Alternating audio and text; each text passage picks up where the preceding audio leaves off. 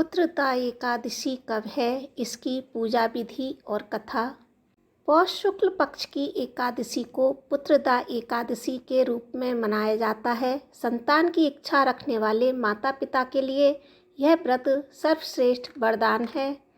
सब तिथि में सब पापों को हरने वाली, पितृ ऋण से मुक्ति दिलाने में यह सक्षम होती है। भगवान विष्णु इस तिथि के देवता होते हैं। जप तप दान पुण्य और अनुष्ठान पूजा के लिए सर्वोच्च तिथि है। चराचर प्राणियों में इससे बढ़कर दूसरी अन्य कोई तिथि नहीं है। इसके व्रत को करने के लिए स्नान ध्यान करके भगवान विष्णु की भक्ति भाव से षोडशोपचार विधि के द्वारा ओम नमो भगवते वासुदेवाय मंत्र का जाप करना चाहिए और पूजन सामग्री अर्पित करनी चाहिए। पूजन के मध्य भी इस मंत्र का जाप करते रहें। समापन के समय श्रद्धा भाव से इस मंत्र का जनार्दन की तरह प्रार्थना करनी चाहिए।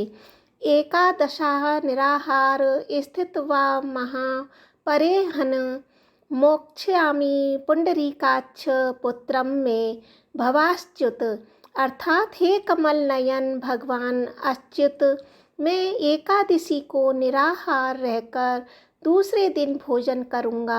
आप मुझे उत्तम पुत्र दें। ऐसी प्रार्थना करके दिन भर सात्विक और झूठ बोले बिना, क्रोध और दूसरों को हानि पहुँचाने से बचना चाहिए। इस व्रत के करने से एकादशी का महात्म्य और कथा भी सुनना चाहिए। पुत्रदा एकादशी की व्रत कथा इस प्रकार है। पद्म पुराण में भगवान श्री कृष्ण ने युधिष्ठिर के द्वारा पुत्रदा एकादशी के विषय में पूछे गए प्रश्न के जवाब स्वरूप ये कहा। भद्रावतीपुरी में राजा सुकेतुमान राज करते थे। उनकी रानी का नाम चंपा था।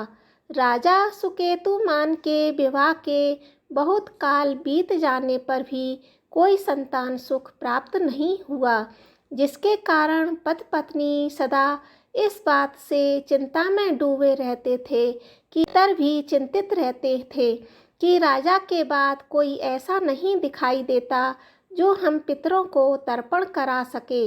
यह सोचकर पितृगण भी दुखी होने लगे।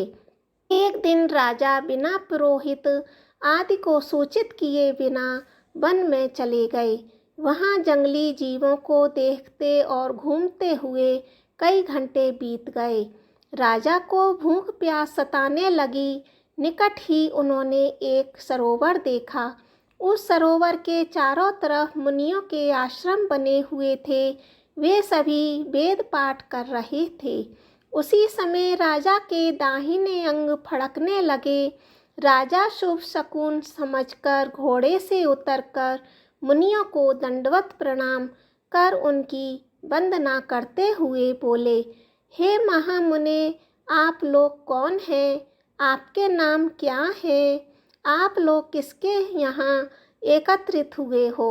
मुनि कहने लगे, हे राजन, हम लोग विश्वदेव हैं, यहाँ स्नान के लिए आए हैं। आज से 5 दिन बाद माघ का महीना प्रारंभ हो जाएगा और स्नान शुरू हो जाएंगे। आज संतान देने वाली पुत्रदा एकादशी है, जो व्रत करने वाले मनुष्यों को उत्तम पुत्र देती है। तुम्हारी क्या इच्छा है, वो कहो। यह सुनकर राजा बोले, हे विश्वदेवगण, मेरे भी कोई संतान नहीं है। यदि आप मुझ पर प्रसन्न हैं तो पुत्र प्राप्ति का उपाय बताइए। गण बोले, हे राजन, आज पुत्रदा एकादशी है। आप अवश्य ही इसका व्रत करें। इसका व्रत फल अत्यंत अमोघ है। अवश्य ही आपके घर में पुत्र होगा। मुनि के वचनों को सुनकर राजा ने उसी दिन एकादशी का विधिवत व्रत किया। एकादशी को पारणा करके मुनियों का आशीर्वाद प्राप्त कर वापस घर आ गए। कुछ समय बीतने के बाद रानी ने गर्भ धारण किया और प्रसव काल आने पर उनके एक पुत्र हुआ। वह राजकुमार अत्यंत शूरवीर, यशस्वी और प्रजापालक हुआ। श्री कृष्ण ने कहा, युधिष्ठिर, जो मनुष्य इस महात्म्य को पढ़ता और सुनता है उसे अंत में स्वर्ग की प्राप्ति होती है। जय श्री कृष्णा। भक्तजनों, आपको यह वीडियो पसंद आई है, लाइक शेयर अवश्य करें।